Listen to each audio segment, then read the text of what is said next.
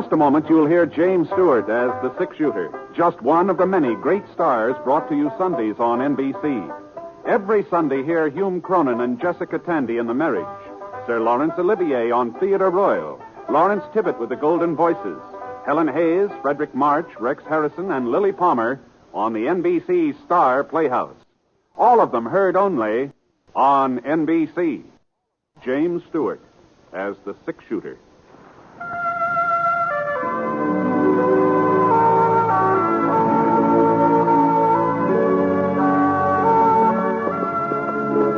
The man in the saddle is angular and long-legged. His skin is sun-dyed brown.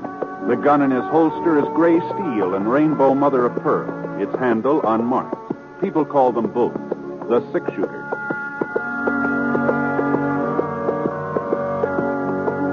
The NBC Radio Network presents James Stewart as the six-shooter, a transcribed series of radio dramas based on the life of Britt Ponset, the Texas plainsman who wandered through the Western Territories, leaving behind a trail of still-remembered legends.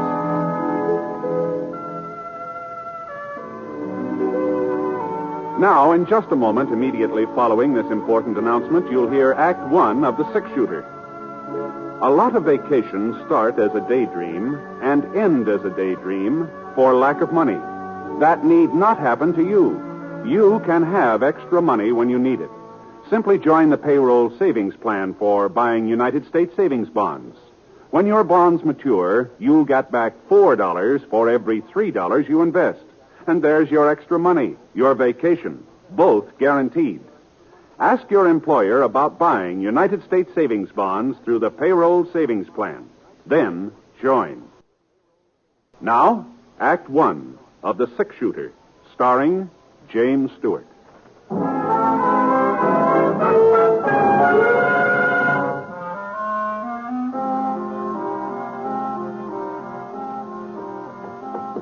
The rain had stopped, but the wind still carried slivers of moisture that cut into the boy's face as he rode along the edge of the creek. When he saw the yellow light from the back of the office, he pulled up and slid out of the saddle.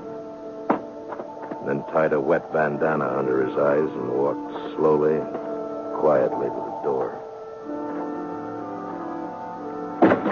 All right. Put them up over your heads. Reach. What's that? Way up, both of you. Stay away from that shotgun. Now, look here, young fella. You, get over to the safe. Better hurry it up, mister. Open it. I said open it. That's better. Now toss me that sack. Okay. Don't try to follow. Thanks a lot. I see you. You dirty young. I'll show you. I'll show you. Rotten little...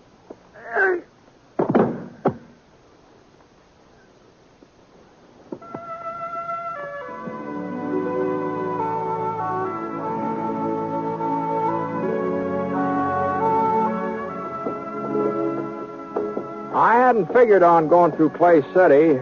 It was an hour out of my way, and I was already a day late to the Jefferson Ranch where I'd signed up for the roundup, but Scar started limping from a loose shoe, and I didn't have much choice.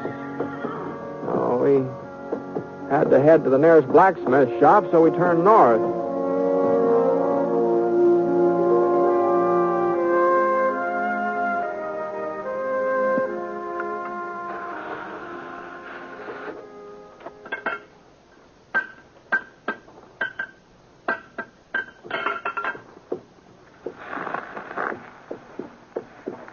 Howdy, mister. What's the trouble? Well, the horse is losing a shoe here. Well, let's have a look. Raise it up, fella. Come on, boy. Yeah, that's split, mister. He needs a new one. Okay, boy. Can you take care of it, you think? Sure. Bring him over here. Say, what happened to Red? Fella used to own this shop. Oh, he went to Nevada chasing silver. I bought him out a few months ago. Is that so? You know, you don't look very much like a blacksmith. I'm stronger than I look.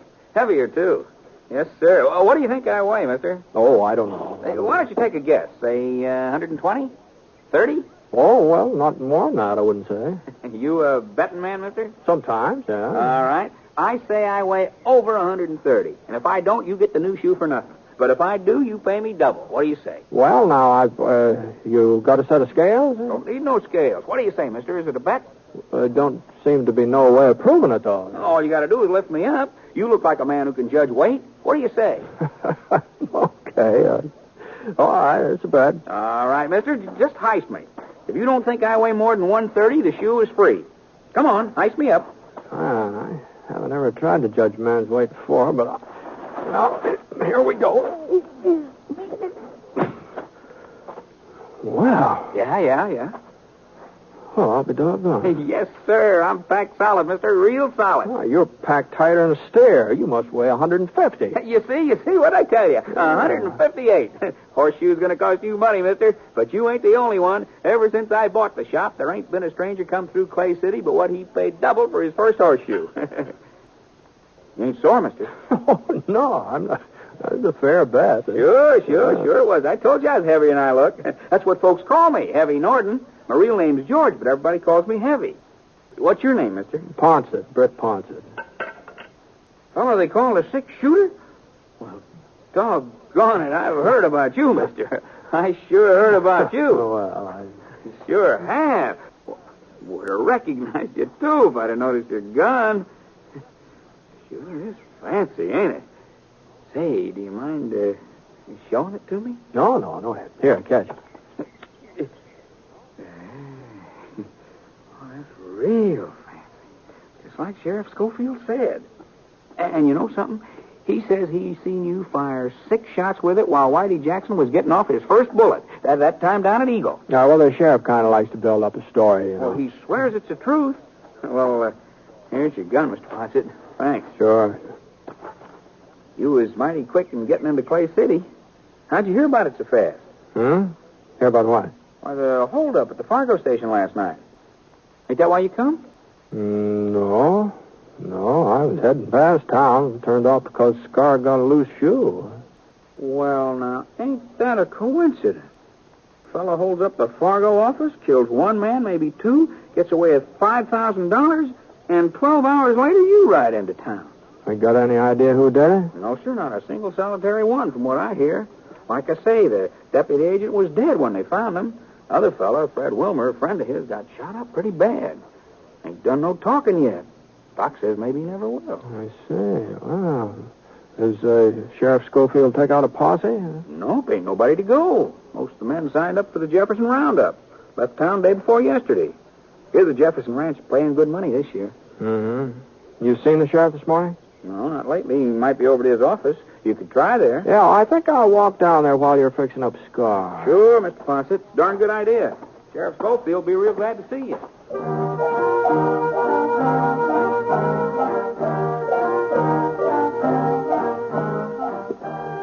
A couple of doors this side of the sheriff's office, I saw the Wells Fargo sign nailed up next to the window. The place wasn't locked, so I went inside. One of the chairs was upset, and there were some damp stains on the floor. The cast iron safe against the wall was standing wide open, so I kicked it shut. And then I went out in the back stoop. There was some more blood on the steps, and then just red mud. Right at the edge, I saw the hoof prints. They trailed off the side of the creek, and whoever made them had headed west. I let one knee down into the mud and looked at the prints real close. The horse had been wearing one shoe different from the other 3. A sharp rock must have cut into it somewhere or another. Not enough to split it, but just enough so that the print left a sort of a jagged line, like fancy handwriting. You find something, Britt? Huh? Oh, hello, Sheriff. I was just heading out your way. Yeah, I just saw Heavy. He told me he was in town. Did you find something? I don't know. Did you see these hoof prints? Yeah. Well... Don't mean nothing. Trail gives out a mile or so down the creek at the fork. Uh-huh. Uh-huh. Has Clay City had any other trouble lately, Ed? No, not a bit. I guess any town's got to expect a hold-up once in a while. Well, I heard it was more than that. Yeah, that's right. Fred Wilmer able to talk yet? I'm afraid not. Doc said he'd let me know the first time he come around. Took him out to his ranch on the other side of town. You been out to see him since last night? There wasn't no reason. Well, it might be a good idea to be there just in case. I thought maybe I ought to stick in town. Well, it don't look like anything more is going to happen here. Why don't I'll get Scar and meet you out at Fred's place, huh? I can handle this alone, Britt. Well, sure. I was just offering to keep you company, Ed. I'll meet you there.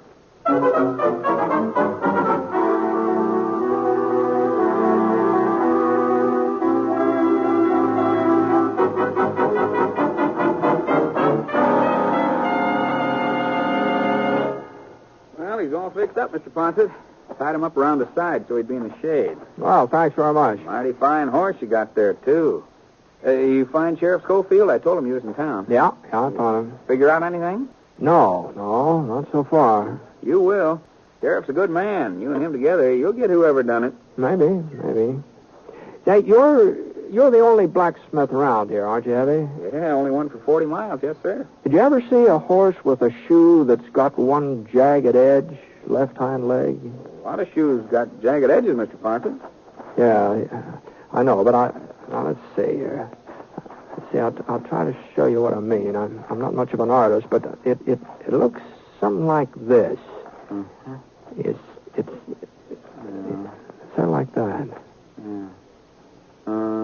Seems to me I did see a shoe like that just the other day. Well, sure. I remember. Told me I ought to get a new one for it. Ben Scofield, that's who it was, just the other day. Ben? That's right, sheriff's kid. You know him, don't you, Mr. Ponset? Sure. Well, I haven't seen Ben for a couple of years, though. Well, sir, you wouldn't recognize him if you saw him now. That boy just sort of growed up overnight. Yeah. Yeah, I guess he has.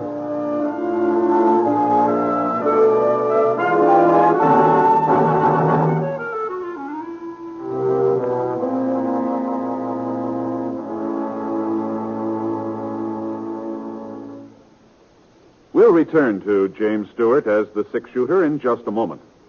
Here's a reminder about some of the wonderful entertainment that's yours for the listening each Wednesday evening on the NBC Radio Network.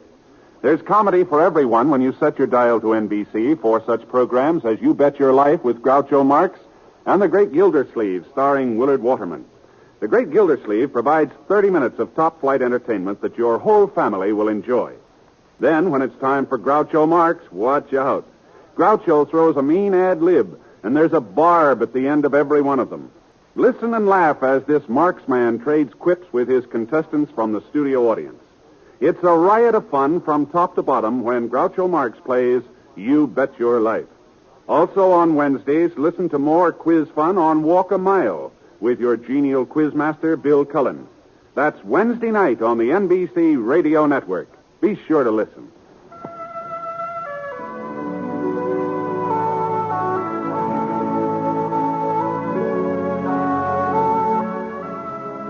Now, Act 2 of The Six-Shooter, starring James Stewart as Britt Ponset.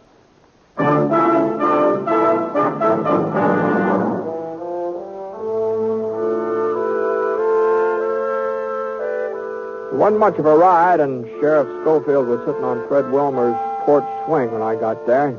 He told me Doc was inside with Fred, so I squatted down on the stoop and waited. About half an hour later, Doc came out. Told us we could go inside and see Fred.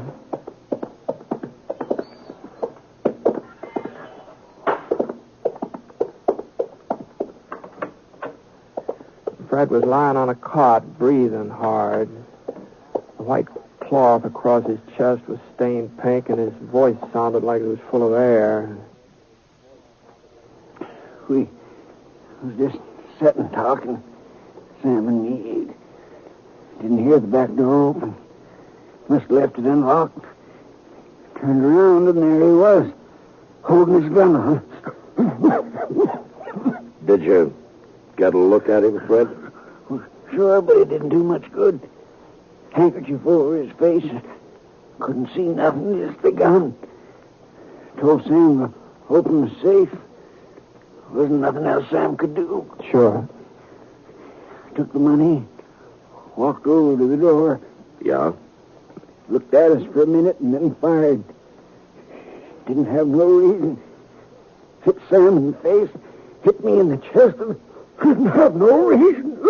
Now take it easy, Fred. It's just like he enjoyed shooting at us. That's how it was, like he enjoyed it. Maybe he was scared. He wasn't scared. He didn't have no reason. Thought he killed us both. Started down the steps. I got my hand on the shotgun and let him have it. You hit him? I don't know, maybe. He gave a yell and rode off. You go out back after him? I couldn't go nowhere, Britt. What kind of a fellow was he? Young? Old? I couldn't see his face. He's a young fellow, I'd say, though. How young? Oh, 17, 18. He was full grown. You sure? He sounded young. He moved young. Tall? Short? Medium. About the size of your kid, Ed. About that size. That enough for you, Ed? Yeah, that's enough. Think you get him, Britt? Sure, Fred. Sure, we'll get him. Come on, Ed. Didn't have no reason to shoot. Hurry.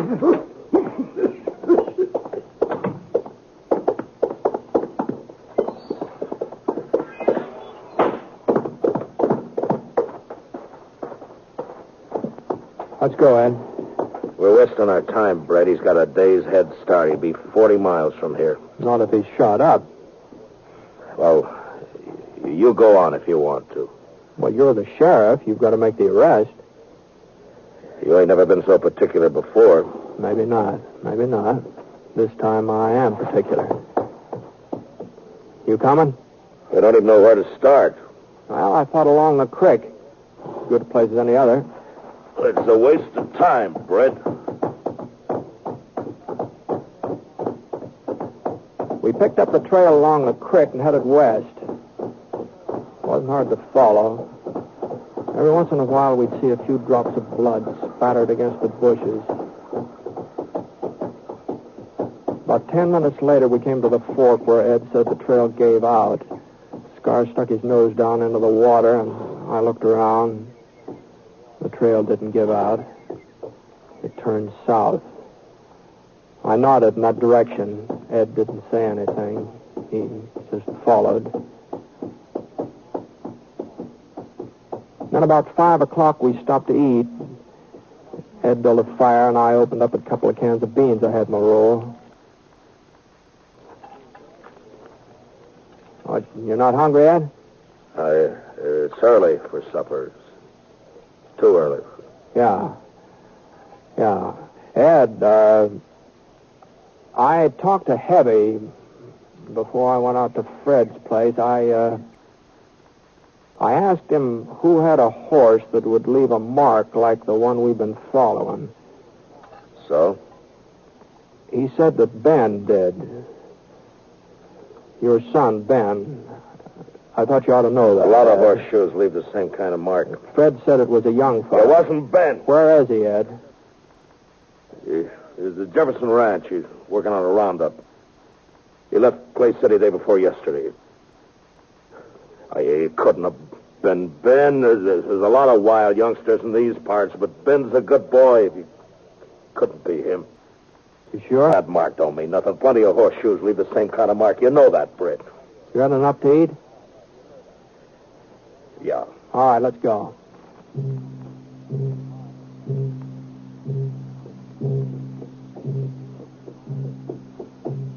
The moon came out, thin, yellow. Not real bright, but enough so we could follow the trail. For about 3 miles, there wasn't any blood sign.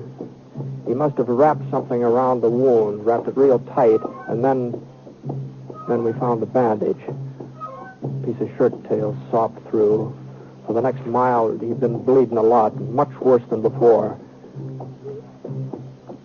He was hurt pretty bad, Ed. Yeah, looks like it.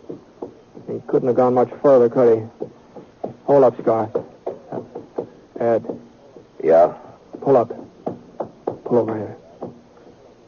Look. Over there in the gully, that cabin. Yeah.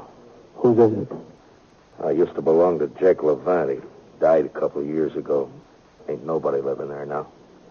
There's somebody living there. What? Out back. There's a pony.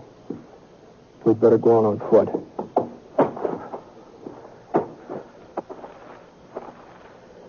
Britt? Yeah? We're gonna take him alive, ain't we? If we can. We gotta take him alive, Britt. It's Ben, isn't it? I don't know, not for sure. It could be Ben? It could be. Where's he been the last couple of days? I don't know that either. I had an argument with him 2 nights ago. He needed some money. He'd been playing poker. He lost a lot. Now, the $5,000 that was taken out of that safe is a lot. I wouldn't give him none. He got mad. He said he'd get it. Said he'd get it himself. And I hit him. I hit him hard across the face. Hit him twice. He started to hit me back, and then he walked out of the house, and I ain't seen him since. I wish he had hit me back. Now, we've got to get across this clearing, Ed. Over to that clump of trees. He may see us. We'll have to take that chance. You ready? Yeah.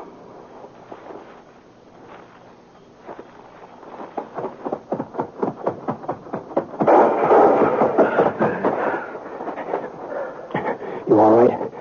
Yeah, sure. We'll stay in these trees for a couple of minutes. Okay. And then we'll rush him. It's not going to be easy to take him, Ed, now that he's spotted us. Britt, you ain't going to kill him. I'm not going to let him kill me. It ain't his fault, Britt. It's mine. You know that's not so. No, it's the truth. It's my fault. I broke him. I broke him like you break a wild horse. Tried to take all the fight out of him fast. You know what happens when you do that to a horse? He gets tame, but the fight's still there, and someday he turns wild again. He ain't really broke at all. I'm going to rush him alone, Ed. No, stay here. Sam Norton's dead. Maybe Fred Wilmer, too, by now. Killing Ben won't bring him back. He's my son, Britt. I'm sorry, Ed. No, we're going back to town. Not without him. We're going back. Now, you can outdraw me, Britt, but I'll still have time to get a shot off. I'll try to get him alive, Ed. I'll try. No, don't turn your back on me, Britt. Don't be fooled. Don't make me do it, Britt. I knew he wouldn't shoot. I wasn't being brave, but I knew he wouldn't shoot. A man like Ed Scofield just don't change overnight. You can figure a man like Ed. But I hadn't figured on what happened next. Ben! It's me, Ben! You're dead! Can you hear me, Ben? Britt Ponset's coming after you. Throw out your gun, Ben! Britt Ponset's coming! No! Listen to me, Ben! I saw him go down, real slow, like his legs had buckled under him. I pushed myself past a couple of rocks and edged over toward the back door. The kid was in the kitchen. I couldn't see him, but I could hear him moving around, going from window to window, looking out, waiting for me. I slid past another rock. I could run for the door now or wait. The kid made up my mind for me. He knew right where I was. I took out my gun and waited. I knew he'd get nervous first. Young fellas always do. I wasn't so young. I could wait. It wasn't more than 5 minutes before the door started to open. His pony knew he was coming, too. He started for his horse. I aimed at his leg. For a second, he just stopped moving, just hung there in midair like a hawk. And then he sprawled forward out of sight behind a log. Everything was quiet now. Even his pony. And then the moon went behind a thick cloud. And I came around the corner of the cabin. And then suddenly the moon came out again, and just in time for me to see his .45 coming up over the top of the log. His revolver slipped out of his fingers, and I saw him try to reach for it. But he couldn't make it. I stood up and I walked over to the log. I turned him over with my foot, and I looked at his face.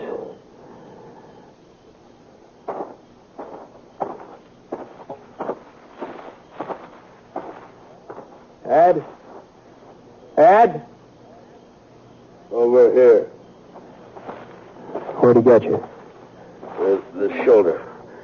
But I'll be all right. Is he... Did you have to...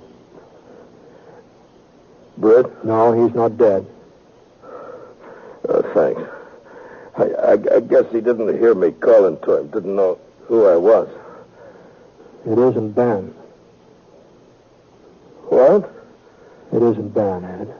You sure, Britt? Yeah. This kid's got red hair. There ain't no reason to lie to me, Britt. I ain't shot up bad. I'm not lying. Ed. I knew it wasn't Ben. While I was going up there after him, I knew it. What are you talking about? Well, it just came to me. I don't know. A man don't change overnight. Neither does a boy.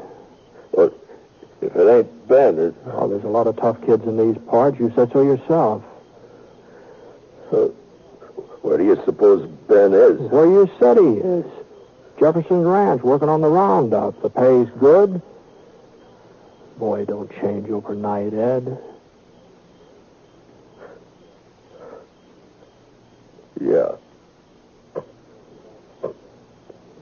You able to ride back to town? Yeah, sure. Hey, I may have to take it a little slow. Sure, fine. We'll take it slow. Yeah. Well, I'll get the kid. Britt? Yeah? You know something, Britt? I couldn't believe it was Ben neither. Not when he shot me. I just couldn't believe it. You know that, Britt? I know. Sure, I know, Ed.